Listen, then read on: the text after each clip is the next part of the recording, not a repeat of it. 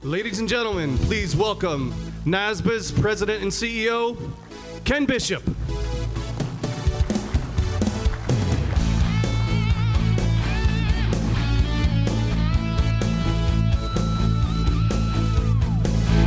Wow, Carlos, that was quite an introduction. I was kind of like doing this back there. You know, isn't it great to be in Washington, D.C.? I mean, you look around at the beautiful structures in Washington, D.C. We're here in beautiful weather that we're having. But what a great experience. We're here in Washington, D.C. It's our nation's capital. It's the birthplace of democracy. And we're here at a very important election day today. I mean, how many times do people have that opportunity? Plus, we got to hear from Cokie Roberts yesterday to really hear the insight. How was that, folks? I mean, what a great way to kick off the conference. You know, Carlos mentioned, I am so pleased to have in attendance 53 of our 55 jurisdictions. It's been a lot of years since we've had that kind of representation at a NASBA meeting, and it feels so great to know that you want to be involved in NASBA and you're getting to meet your peers from around the country. You know, as CEO, I have less opportunity than I used to get out to state boards of accountancy, you know, to visit with you face to face. I used to be selling stuff like mobility. Remember those days when I was coming to visit you? You know, I told Dan Dustin the other day, our Vice President of State Board Relations, that I'm almost jealous of his job because in the last few months I've got to do that a little bit, and it's a great opportunity to really kind of sit down with the folks at home and really talk about the issues that are in front of you. But this is the State of NASBA report from the President, and I want to tell you that NASBA is strong, NASBA is relevant, and we are well poised for the future. You know, we've had back-to-back years, you heard Kent Small's report, back-to-back years of record financial success, and more importantly, we continue to increase the direct support that we give to you, our state boards of accountancy. We also continue to build alliances, we build relationships, trusting relationships with federal agencies, with fellow regulators, AICPA, stakeholders around the world. They know who NASBA is, and we are more relevant because of that, and that really makes state boards more relevant all around the world.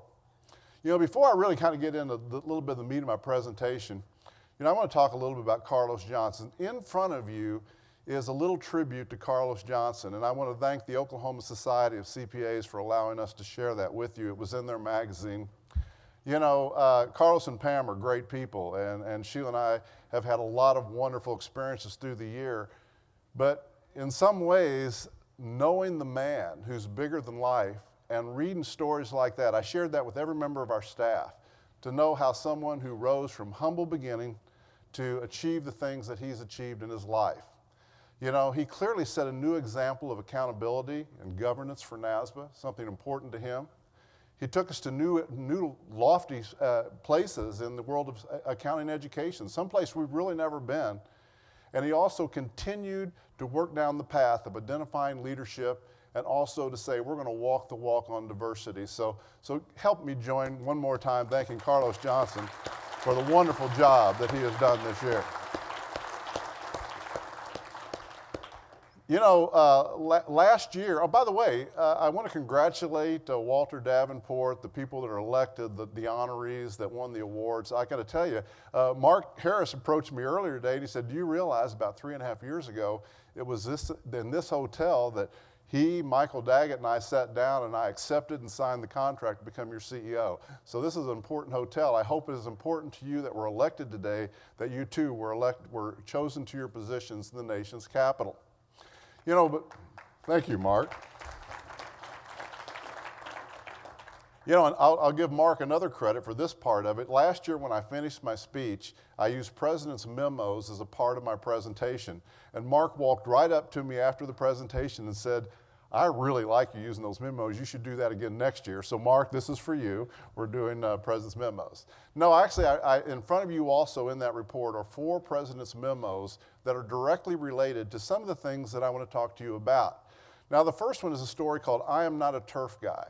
You know, Carlos wasn't the only poor guy in the room. In fact, a couple of you have approached me at this meeting and said, you know, I read that article, and guess what? I was even poorer than you. Well, I will tell you that David Costello, and that's what's written in this article, David Costello and I used to take almost every morning we'd talk about a poor story. Who was the poorest? I remember one morning he came in and he said, you know, Ken, I was so poor I slept on the floor. And I said, you had a floor? You know. So, but anyway, the point of this article was this. David, Carlos, myself, even though we came from humble beginnings, we were never jealous of others. In fact, we were motivated by others who had achieved more. And similarly, I'm not jealous of other organizations. I am not a turf guy. But sometimes as an organization, we do tend to be a little bit turfish. You know, often I hear criticism of a standard, of a framework, of an exam, of a peer review process, whatever it is, not based on the quality of it, which is fair, but where it resides, who owns it, who's doing it. Well, NASBA should be very, very interested in the high quality, and when we use any of those instruments to regulate accountancy in our home states, we should really care a lot about the quality of those things, and we should be participating in the processes to develop those, but we shouldn't be too caught up in the turf, and that was the point of the article. I'm going to take you back in history, and I don't want to go negative here, but in 2001 in Chicago, many of you were probably there, we had a meeting in Chicago on May 10 to talk about the CPA examination, and NASBA and AICPA at that particular time were pretty far apart. And what the meeting was about was, what are we going to do about that? How are we going to pull together? 9 states at that meeting said NASBA should take over the CPA exam. Well, that would have created calamity. That would have created an awful lot of division, not only between societies, state boards, AICPA and NASBA, but certainly we were interested in those state boards' opinions.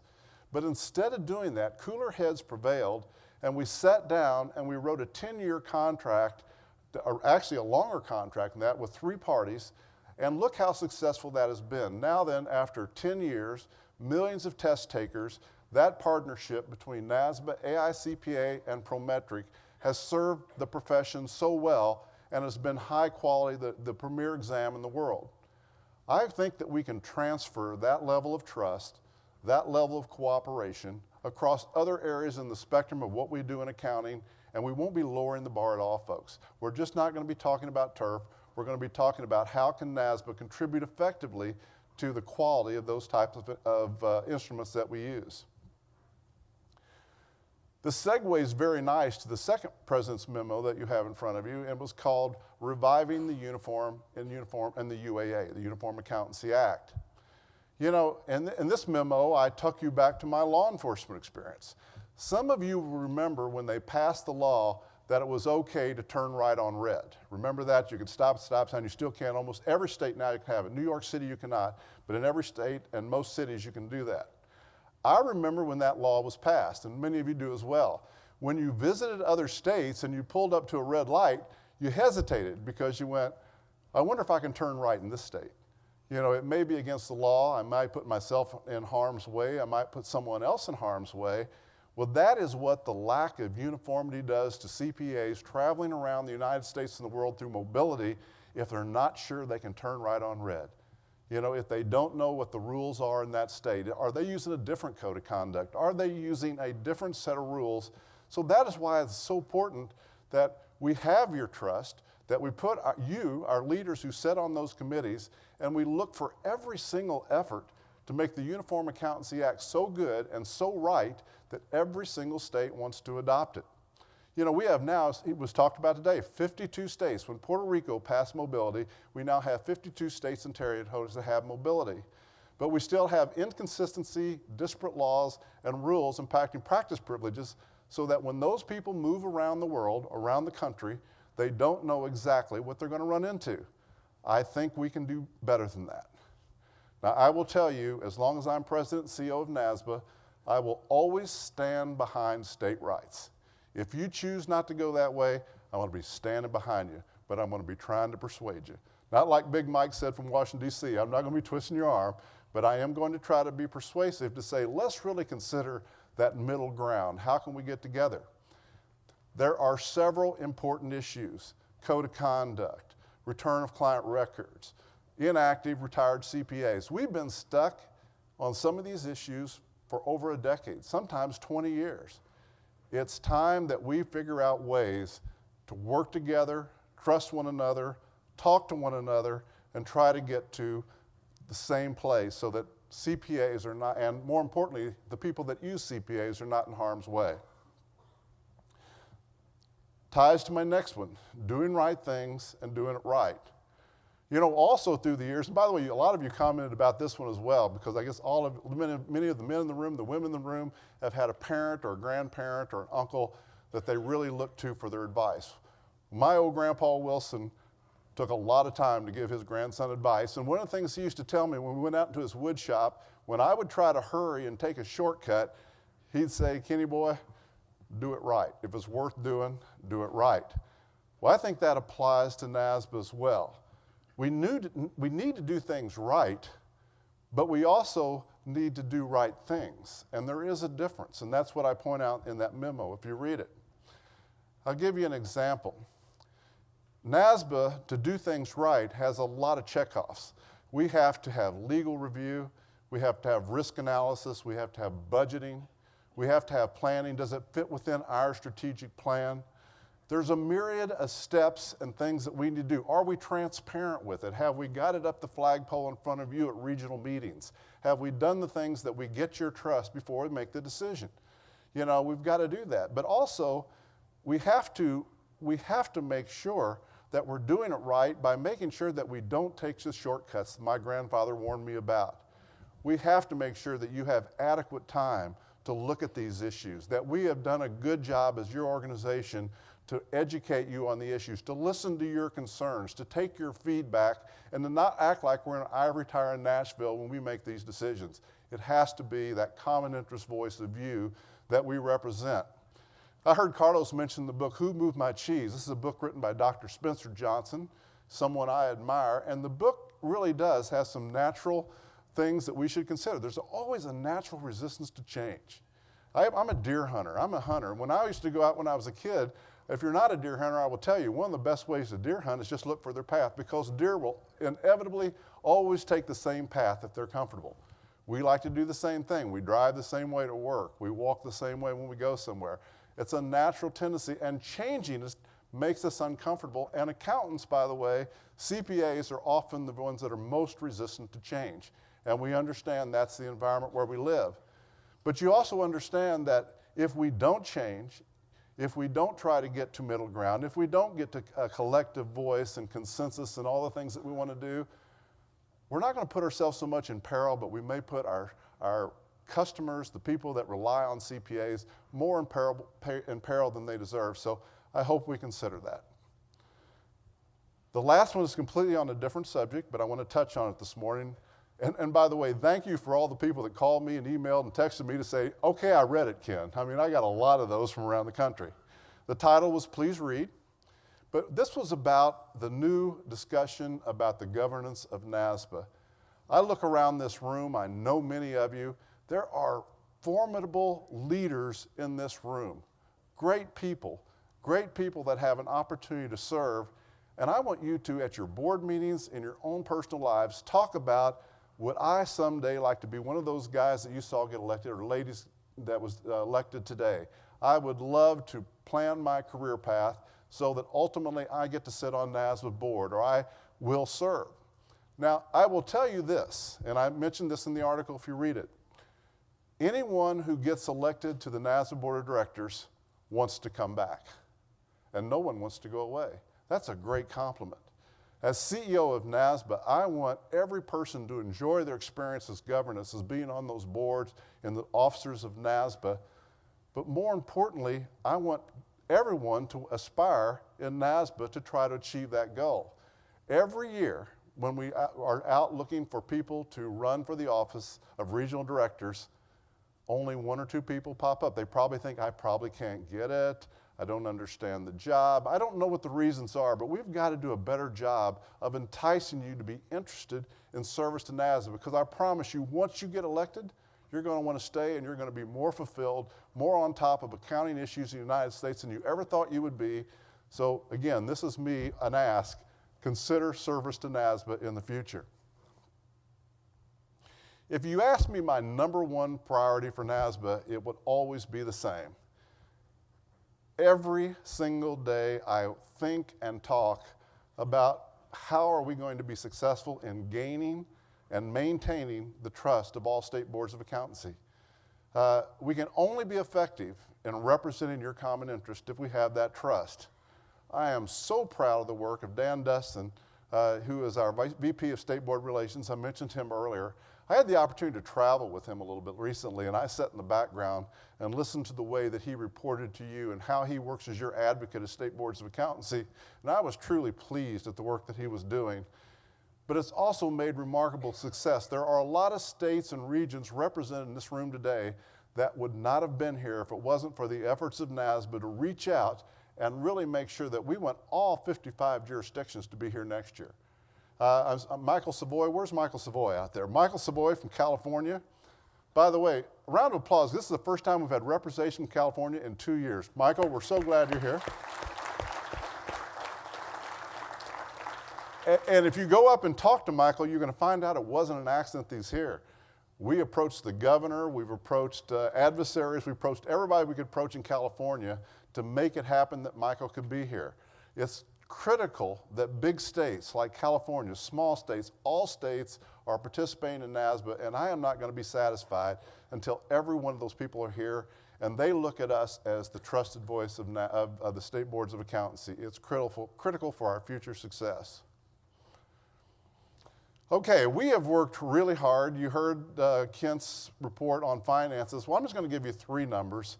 And I want to tell you, when I'm up here talking about numbers, it isn't bragging. It isn't, attaboy that we were able to score these big numbers.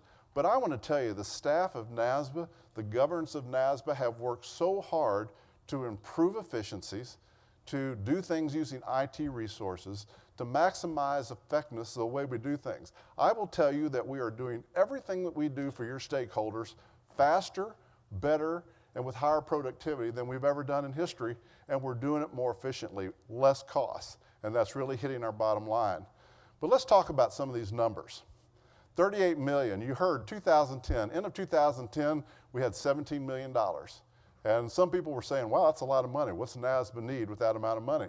Well, you heard Carlos talking about it a little bit, but in this day and age, NASBA, I mean, if you went out and were hiring a contractor to build your building, I imagine that you would do some due diligence and you'd want to make sure that that company was well funded, that they weren't going to go under somewhere halfway through your construction. If you're hiring a CPA firm, you want to know they're doing well. Well, we have the resources at NASBA that when we commit to you that we're going to provide you the services and products that we do for you without charge, by the way, that we have the wherewithal to keep that up, to maintain it, to make sure we continue to improve it and make it good for you, and that number helps us get there. The number at the bottom I'll talk about, the $297,000, that is your contribution to NASBA. Each state and territory makes a contribution as dues to NASBA, and the total that we received last year was $297,760. Now, that's a significant amount of money. We thank you for that, and more importantly, we know that you have skin in the game. But the middle number is the amount of money we gave back to you in direct state support last year, the record amount we have ever spent in direct support. I would tell you, I believe your investment, the return on your investment of $297,000 to go to almost $8 million, is a pretty good return on your investment. So I hope you're happy with that return.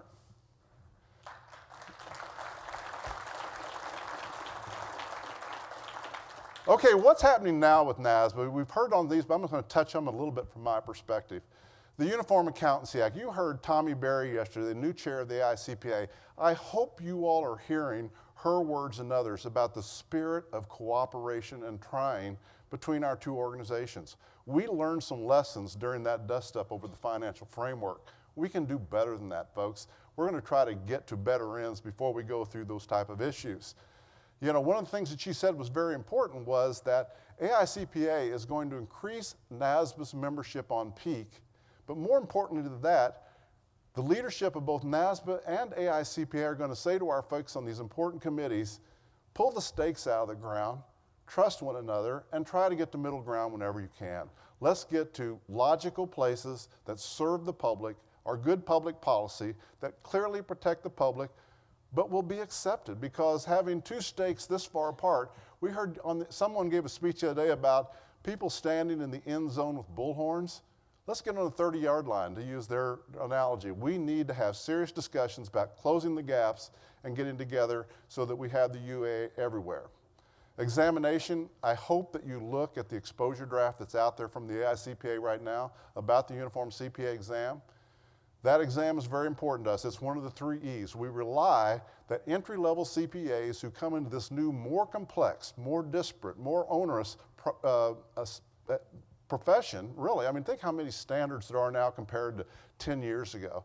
I mean, you have to have a highly integrated CPA exam, and I know we're going to get there with the new practice analysis, but please give some feedback on that very important exposure draft, and NASBA can help you with that if you have questions. Continuing professional education.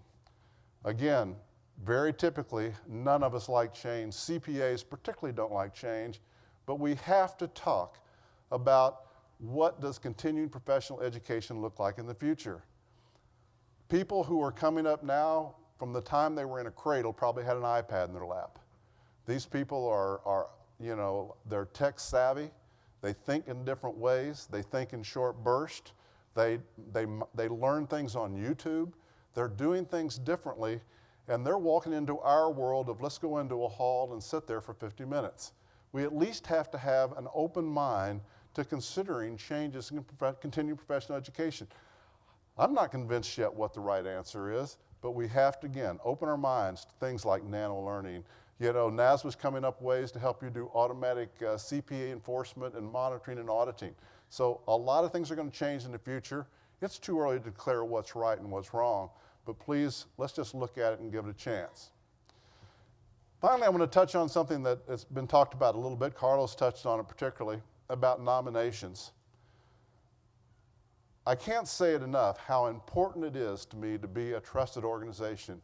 He used the word old boys club. Some of you remember 10 years ago or so, it had a reputation.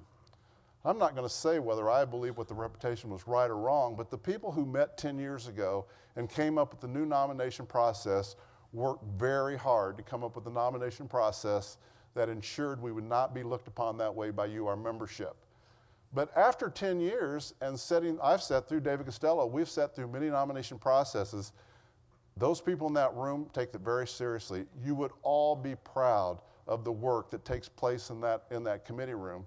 But I can tell you there have been bumps in the road, and it can be modernized. We can revisit it. So we shouldn't be afraid after 10 years to kick the tires and see if there's an opportunity to tweak it or make changes even in the bylaws if it comes out of the committee that way, to make sure that it's a transparent, open, and inviting process for any man, woman of any color or creed who wants to have service with NASBA.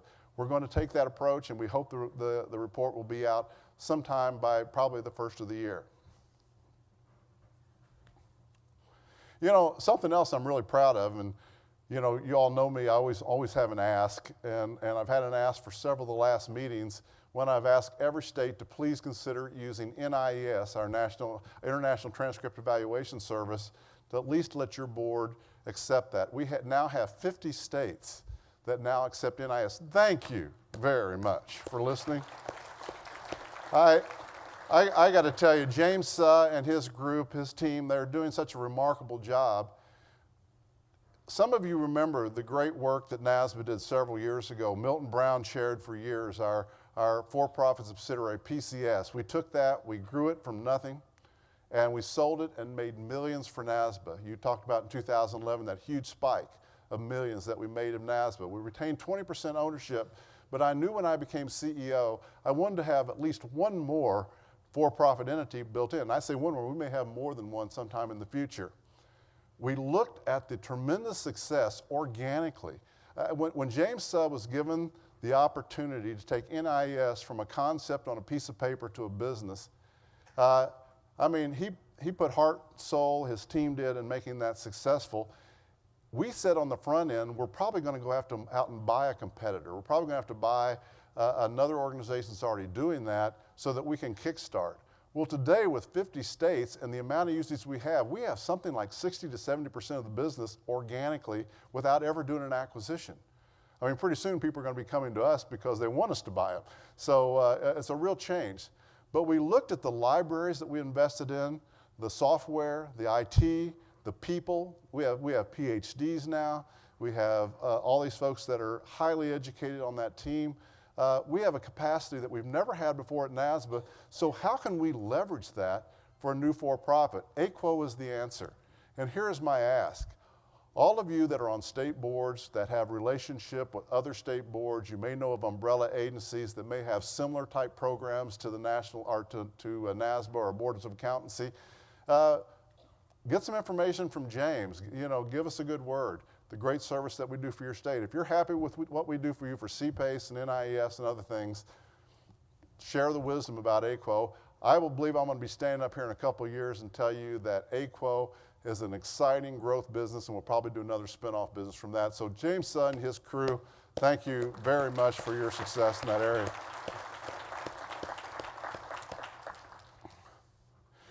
You know, a lot of people talk about diversity, and we have done some remarkable things at NASBA. We are so proud. We're so proud to have an African-American chair coming in next year. Walter Davenport is a wonderful man. He's going to represent us so well, but it also indicates a lot about what kind of an organization NASBA is. And we aren't just walking the walk. We are doing things around the country. We have our diversity task force that's now been changed to a committee so that we make sure it's going to be ongoing and not just something that is something that we do one year, a one-off. We've met with the leadership of other minority programs to see what can we learn from them and what can they learn for us. Talked about our participation in the PhD program, the Minority PhD Project, rather. That project is designed to say, you know, there's a shortage of accounting CPAs or PhDs. And this is an opportunity for people to enter the profession, have an opportunity to go back to school, get a PhD in business and accounting, solely through the resources that are provided by the organizations that support that. I can also tell you that other organizations are looking at what we're doing. Next week, I'm meeting with FAF, the CEO of FAF, Terry Poley, and FAF is now coming up with a diversity program, even within the standard setters, to say, are we looking at diversification in that area? So I can tell you, NASBA just doesn't walk the walk, NASBA talks the talk. The leadership group, Walter has also agreed to continue that next year so we can finish that project. We have some premier people sitting on that group, and all we talk about is how can we identify, how can we promote, how can we nurture those of you that are leaders to make sure that we put a bright light on you. And let me tell you why. When you nominate someone to be on FASB or GASB or FASAC or many of the things that we do, we've got to make sure they recognize who you are. So early on, we need to identify these leaders. We need to get you up at the podium. We need to get you in other national organizations where you can be seen and known so that when we promote you and put your name up, we have already built some stimulus and some momentum behind you. And that is our goal. So it's something new. We're working on it, but that is what we're talking about. And we hope to have a report from that organization early in the next year. Something else I'm very excited about, some of you may have heard about this already, is that if you have been to our operations in Nashville, we're in a great location. We're a block from the honky tonks. You don't get better than that in Nashville. But it's a wonderful building. Our staff, our urban staff, is an amazing staff, and they live in that area, so we wanted to stay in that area. But we wanted to do some things different. You know, we outgrew our original space in that building. We had to acquire a new floor, and that took us all the way up to the 13th floor. I like to say to our staff, it takes a plane, a train, and a mule to get from the 7th floor to the 13th floor because you have to go all the way down to the bottom floor and then back up on 13. It takes about 15 minutes to get there, and it isn't very conducive to my open door policy to having a collaborative workspace and to do the things that we want to do at NASBA. So we're going to do something really special. We're giving up 13, and we're going to be on floors 6, 7, and 8 of that building. That's going to allow us to build one floor at a time to be an ultra-modern, collaborative workspace, high-speed Wi-Fi, natural light for every single employee, and open spaces that are conducive to people getting together to talk about issues and collaboratively come to agreements. You know, we're also taking 3 different break areas and combining it into one NASBA cafeteria-style workroom so that people from all floors are going to be forced to get together and get to know each other in one place for lunch or breaks and that sort of thing. So we're so excited about that. Michael Bryan has really helped our CFO and Senior Vice President has really kind of led that effort. I can tell you he negotiated a great deal. You know Carlos is always telling you how cheap I am. He's right. We negotiated a lease agreement where we're going to have new furnishings, new collaborative workspace, a lot of glass, a lot of openness, and these new 3 wonderful floors at almost no net cost to NASBA over the period of the lease. So we negotiated a great opportunity, and I'm very, very proud of that. You know, NASBA is in a great place. You know, we have efficiently and we have an effective operations.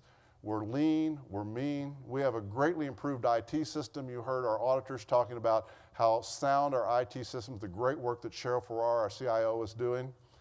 And we also have this great staff that ranges from people that, like again, we have capacity and people at NASBA we never dreamed of having.